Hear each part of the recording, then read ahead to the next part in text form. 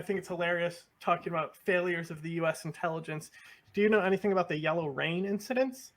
Yellow rain? Nah. I'll let you go ahead and explain that. Okay, so it was really alleged in Vietnam and Laos, right? Hmm. Kissinger, that asshole.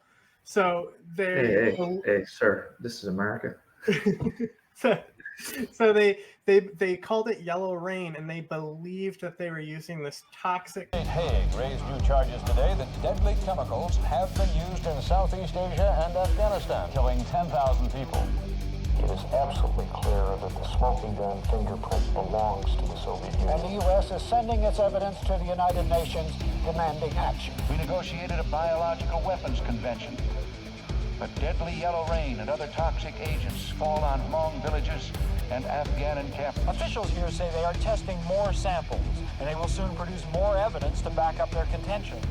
The State Department's case is based on parts of one plant smuggled from somewhere along the border of Thailand and Kampuchea. Blood samples taken from Lao and Khmer victims adds to the accumulated evidence that the Russians are still using chemical warfare in Southeast Asia and Afghanistan. The Pentagon is... The evidence that they had were these like yellow spots on leaves. They went to like huge. I have a whole document and report on this of the U.S. alleging these chemical weapons use.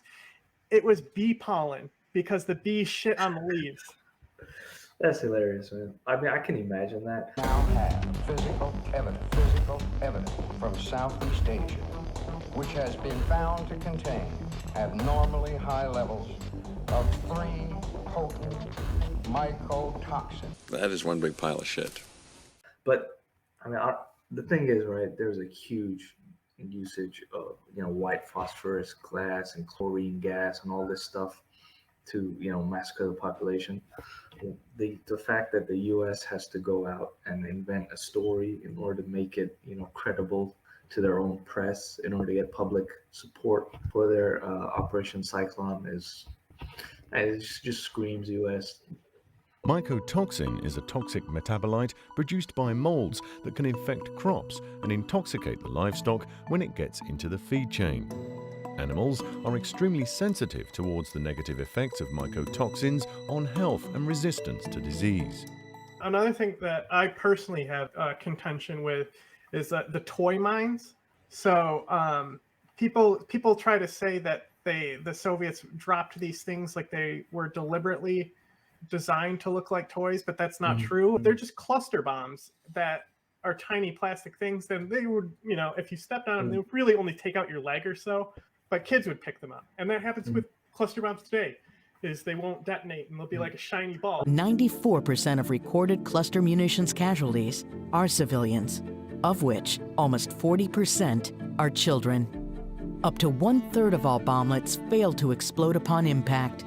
These unexploded submunitions continue to kill and maim civilians long after the conflict is ended. Also, their small size and interesting appearance is attractive to children, who often mistake them for toys.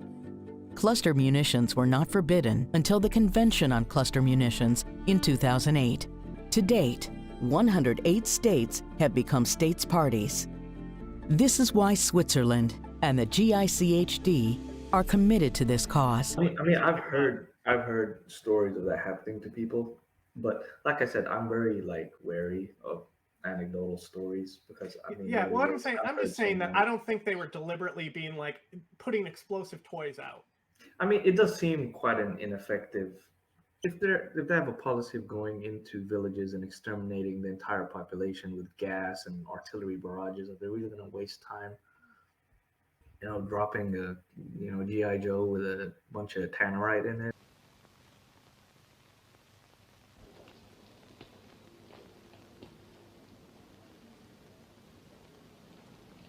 Look what I found.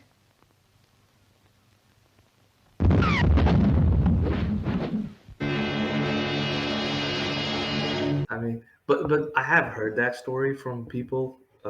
That when we were a kid we had that, or my younger brother died from that, or my niece died from that. I have heard that story, so I'm not going to dismiss it. Well, they definitely dropped these mines, but they were just they're butterfly mines. So you're saying that like children may have mistaken them for toys, but they weren't designed to look like, you know. Yeah, that's exactly what I'm saying. They're little plastic mines, and they're like you know those seeds that spin. They function just like those. So they're like a tube, and it breaks open and it shoots them all on the side. Лепесток, как его по-другому называют. Мина устанавливается также средства механизации, то есть либо в единичном вот таком порядке, либо установкой минирования, там несколько кассет. Одна такая кассета накрывает площадь шириной 15, длиной 20 метров. Используется жидкое взрывчатое вещество. Его тут совсем чуть-чуть, но этого хватает, чтобы нанести поражение противнику. При наступлении на эту мину создается избыточное давление, боевая цепь переводится в боевое положение, происходит подрыв. 2-3 пальца однозначно.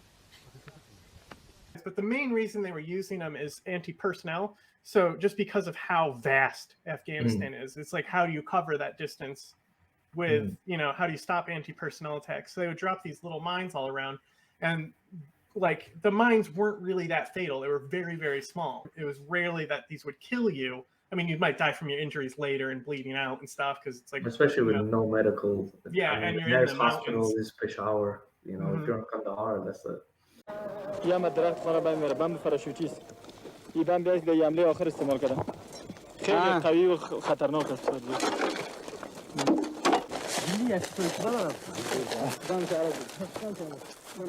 افغان ها از هم استفاده میکنند و قای بند را ماین، آهن پشت و یا دیگ میسازند.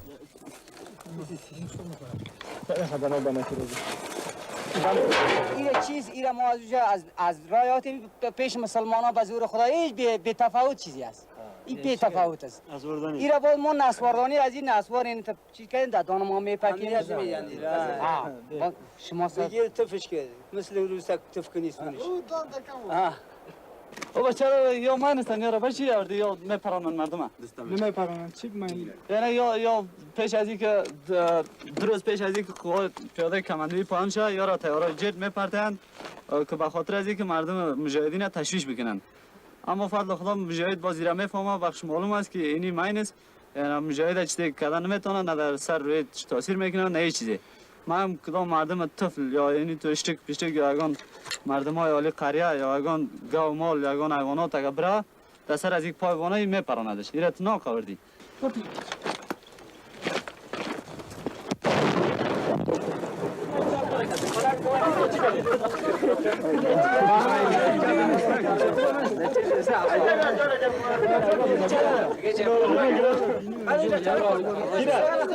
That's pretty much most of the conflict between 79 and 82, 83, underarmed rebels fighting against, you know, the bulk of the Soviet deployment. I mean, so Pakistan has a Zia-ul-Haq, the head of state, Zia-ul-Haq. He basically has a policy of allowing the Afghan rebels to come into the northern areas of Pakistan, rearm, regroup, seek medical attention, and go back to fight. And at this point, the U.S. is also beginning to, you know, supply Kalashnikovs and. But already split by tribes, the Mujahideen were soon divided further by rivalries for foreign patronage in money and weapons. In the border town of Peshawar, gunsmiths opened tiny workshops to make exact copies of all sorts of firearms. United States funding paid for firearms orders of up to 30,000 weapons at a time. Salesmen eagerly demonstrated their copies of the British Sten gun, stored over racks of reproduction Lee Enfield rifles. They also displayed captured Soviet weapons, especially the heavy machine guns, central to many a Mujahideen attack. But most popular of all were the Kalashnikovs, known as Kalikovs by the rebels. Mujahideen groups here. We already talked about the Butcher of Kabul. Исламская партия Афганистана. Лидер Гульбиддин Хикматияр. Исламское общество Афганистана. Бурхануддин Раббани. Исламский союз освобождения Афганистана. Абдул Расул Саяф. Исламская партия Афганистана. Юнус Халес. Национальный исламский фронт Афганистана. Пир Саид Ахмед Гилани. Движение Исламской революции Афганистана. Мухаммад Наби.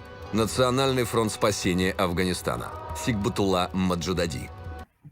Rabbani, I think Rabbani's pretty based. I've already emphasized that there would have been no civil war in Afghanistan and no problems with the Taliban, if not for the numerous invasions by foreign countries.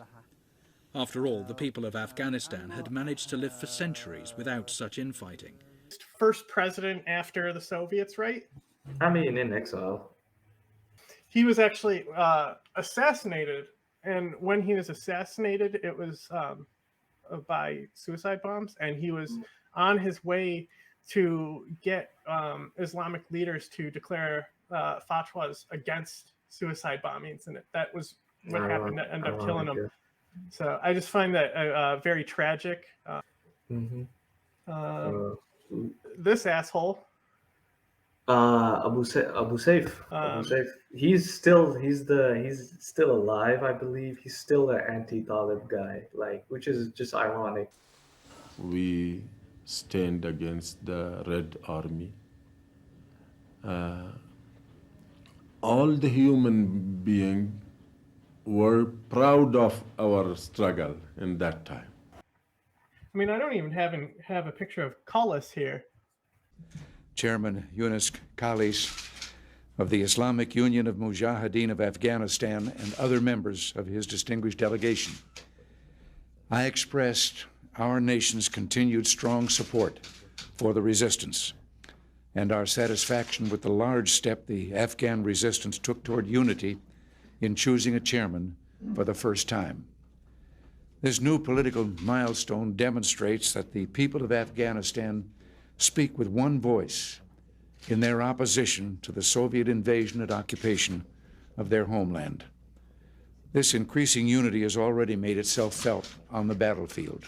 I mean, Khalq, Khalis, Hikmatyar is by 92, it's all Hikmatyar versus Masood. So during the past 18 months, the Mujahideen fighting inside the country have improved their weapons, tactics, and coordination. The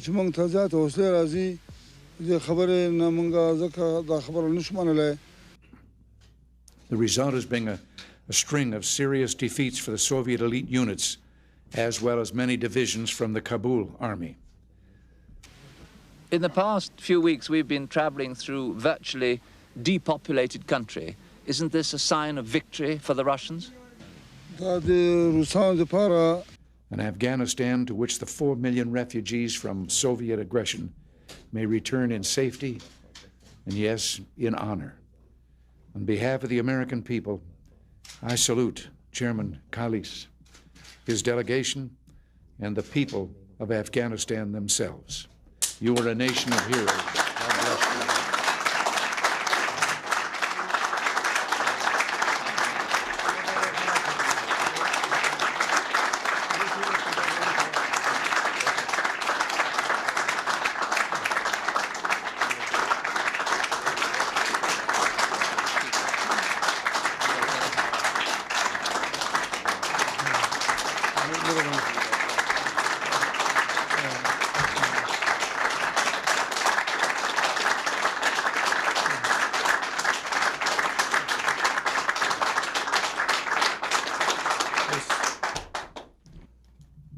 یقین في افغانستان کوم مشکل او کوم مسائل و هغه باندې صدر صاحب یو څه مجمل رڼا واچوله. Oh, look at that hat, man. Look at that. What was his party called? Sheikh Mujaddidi, in consultation with prominent Afghan religious and political figures, laid the foundation of a common front for resistance, the Afghan National Liberation Front. He was the first to call for a general rise-up against the Soviet-aided communist takeover of Afghanistan throughout the country. On the international scene, he was a strong advocate for the Afghan freedom struggle. He traveled widely and promoted the Afghans' just fight for independence. He played a key role in attracting international support for the resistance by speaking at conferences, gatherings, demonstrations, and advocating for the Afghan cause through the international media. Russians, they have intensified their forces in Afghanistan. They are bombing very brutally in all area of Afghanistan. And the condition from Mujahideen side and resistance side is very powerful. And we cause them many casualties. But they kill the civilians and bombing the villages and civilians more. These guys never had the funding from Pakistan and the U.S. that Hekmatyar had. Yeah, well, they always say that he got the lion's share of the weapons. He got the whole share because the Pakistanis showered Gulbuddin Hekmatyar with US-provided weapons and sang his praises to the CIA. Their approach was that the assistance would be funneled to those groups that were fighting most effectively against the Soviets. They made the case that Hekmatyar's group was doing that. In 13 years, Hekmatyar scored no significant battlefield victories and sustained several serious losses. Gulbuddin is not a battlefield commander. He is a political leader, first and foremost. Not a fan of this guy right here. Ghani. Yeah, not a fan. Ghani Baba. I believe that might be a world leader. That is correct. This is Ashraf Ghani, the president of Afghanistan. There we go. Yep. Yes.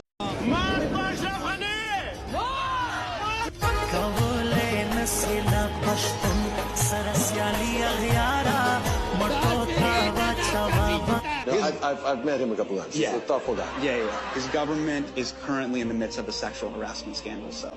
General Dostum left because of this man, Ahmed Ishi, a northern elder who accused him and his guards of kidnapping and rape. Dostum ordered his commander to rape me with 9 other bodyguards. He told them to rape me until the ground is covered with blood and take a photograph. But Dostum refused to come in for questioning. President Ashraf Ghani then persuaded Turkey's president, Recep Tayyip Erdogan, to take him in. It's not the first time Dostum's been exiled in Turkey. It's a repeat of 10 years ago when he assaulted a political rival, which led to this standoff in Kabul between police and his bodyguards. You got a squeaky voice, man. You got a clown on it. But I've never been a big fan of Ghani. I always said he was a total crook. I've said it for years. It turned out he was a crook. He was a crook, and he left. He fled. He fled with a lot of cash. Like, the day they brought him in was the day everyone's like, okay, clearly. He should have stayed as an economic advisor, in my opinion. The fact that he was even in the government, honestly, he has no tribal significance. So this is a quote that I have from him. This is the worst job on earth. Yeah, what is he doing? I mean, look. A president turned fugitive. He fled the country on Sunday, apparently with lots of cash, $169 million, if reports are to be believed, plus 4 luxury cars. Everyone, Khalilzad, Karzai, Akhundzad, Mullah Baradar, all these guys are all Durrani Pashtuns, okay? They're all ruling class, ruling tribe Pashtuns. Then you have Ashraf Ghani, who just like shows up. He's like a mathematician. Yeah, it's like, what are you doing in there, and I think bro? he was also like he mainly spent most of his time in the U.S. or something. Yeah, so what are you doing there, bro? Like, it's just the moment he came in, a lot of people are just like, listen, this is set up to fail. Clearly, something's going on. It just doesn't make sense. He ran a second campaign and chose General Abdulrashid Dostum as a running mate who was accused of multiple human rights abuses, a decision that was not welcomed by many. Dostum was later accused of war crimes when hundreds of Taliban prisoners in his care suffocated in shipping containers. After winning, a new crisis emerged as he was accused of election fraud. The result they announced today was the result of election robbery, a coup against democracy, the betrayal of the will of the people, and we consider it to be illegal. The UN intervened by announcing a UN-backed recount. As a result, Ghani became president of a unity government, and Abdullah was given the new title of chief executive. In 2020, he was sworn in for a second term after a disputed vote the year before. Al-Qaeda, unfortunately, has gone deep and dark, but it's fully alive. While Daesh captures the news, we need to focus on Al-Qaeda. Otherwise, God forbid, we would have another surprise. Daesh is active here. and it's done atrocious things. And when I warned about the fear of Daesh, when I was inaugurated, it was ridiculed. You said that this country would become a graveyard for Daesh. That we will, but also I warned in this October of 2014 that Daesh's threat was real. We should not ignore it. We will put Daesh, and we are successfully. Were you ignored at the time? It's interesting because Karzai, I really like him because he is so good at talking shit about America. I mean, you know, he was playing both sides from the beginning. Absolutely. So, you know, do you think he was better than Ghani?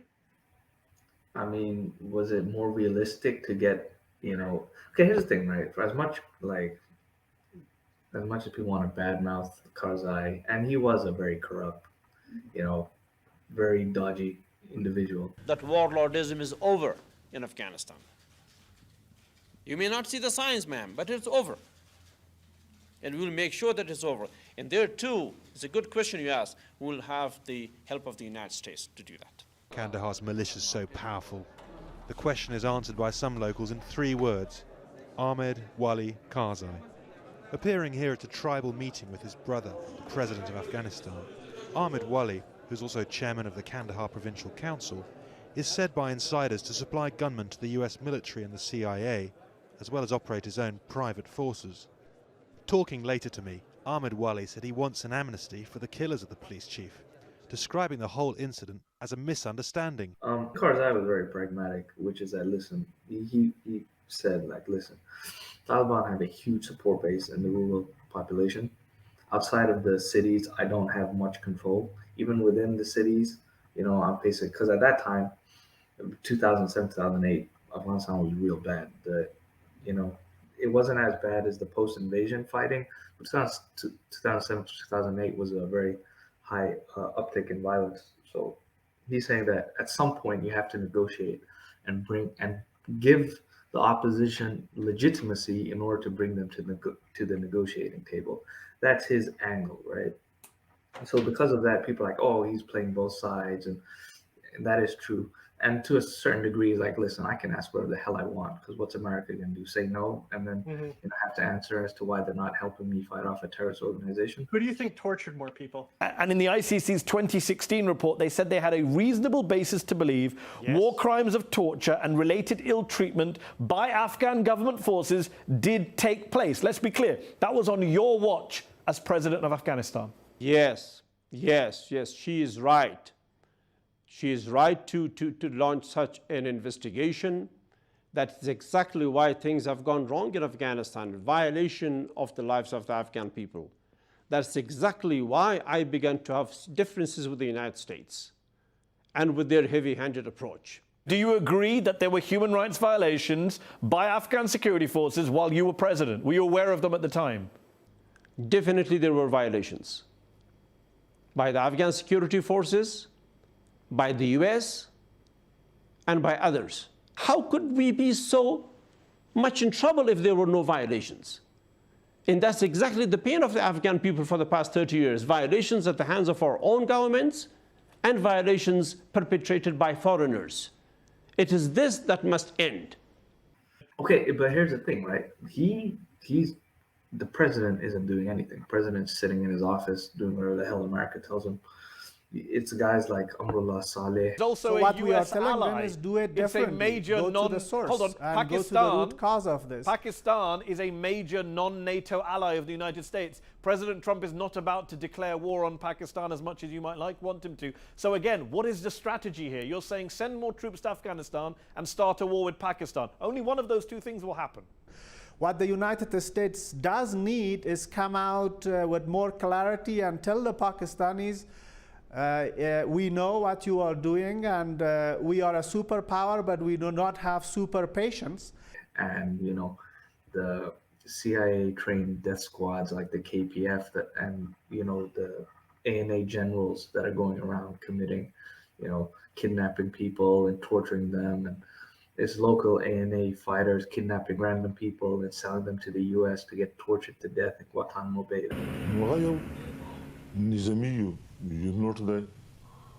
سرحدي هغه باندې کار کوي چې معمولا د القاعده او طالبانو د تاګ او راتګ مخه نیسي اکثر وظایف په سرحدونو کې اجرا کوي چې نه پرېږدي چې طالبان او القاعده.